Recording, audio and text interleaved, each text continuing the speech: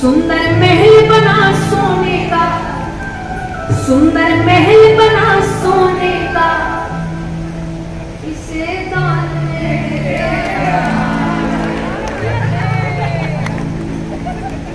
और जितना हम सब महादेव जी को जानते हैं, तो जो सोने की लंका थी वो रावण की नहीं थी, वो पार्वती माता का महल था।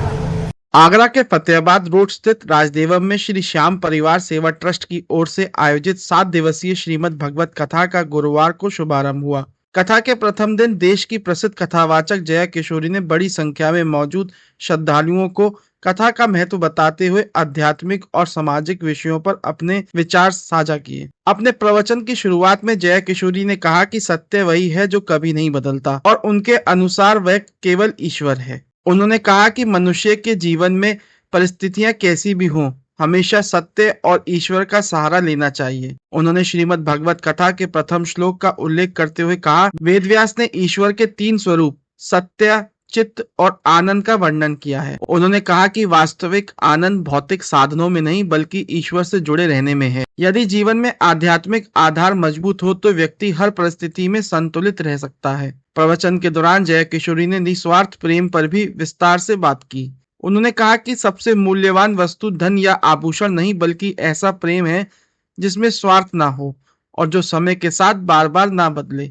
उनके अनुसार रिश्तों की मजबूती विश्वास और स्थिरता से आती है। महिला सशक्तिकरण पर बोलते हुए उन्होंने कहा कि एक महिला को परिस्थितियों के अनुसार अपने अलग अलग दायित्वों को समझना चाहिए। उन्होंने लक्ष्मी, सरस्वती, दुर्गा और काली के स्वरूपों का उल्लेख करते हुए कहा कि सही समय पर सही निर्णय लेना ही परिवार और समाज दोनों के लिए महत्वपूर्ण है। उन्होंने अभिभावकों से बच्चियों के अंदर आत्मविश्वास विकसित करने की अपील की। जया किशोरी ने जीवन में गलतियों से सीखने का संदेश देते हुए कहा कि नई चीजों से सीखने के दौरान गलतियां होना स्वाभाविक है, लेकिन एक ही गलती को बार बार दोहराना उचित नहीं है। व्यक्ति को अपनी गलतियों से सीख लेकर आगे बढ़ना चाहिए। इस दौरान उन्होंने श्रद्धालुओं के लिए एक विशेष पहल भी शुरू की।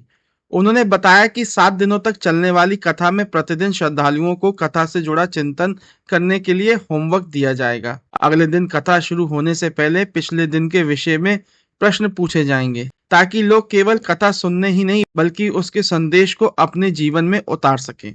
कथा के समापन पर आरती की गई और श्रद्धालुओं को प्रसाद वितरित किया गया। यह श्रीमद् भगवत कथा 29 जुलाई तक प्रतिदिन आयोजित की जाएगी, जिसमें बड़ी संख्या में श्रद्धालुओं के पहुंचने की संभावना है। राधा राजकुमार गुप्ता। बड़े हर्ष की बात है, आज से भागवत चालू हो गई है जय किशोरी जी से। सभी नगरवासियों से निवेदन है कि वो ज्यादा से ज्यादा संख्या में भागवत का श्रवण करने के लिए राजदेवम में। कैसा लग रहा है? अच्छा लग रहा है।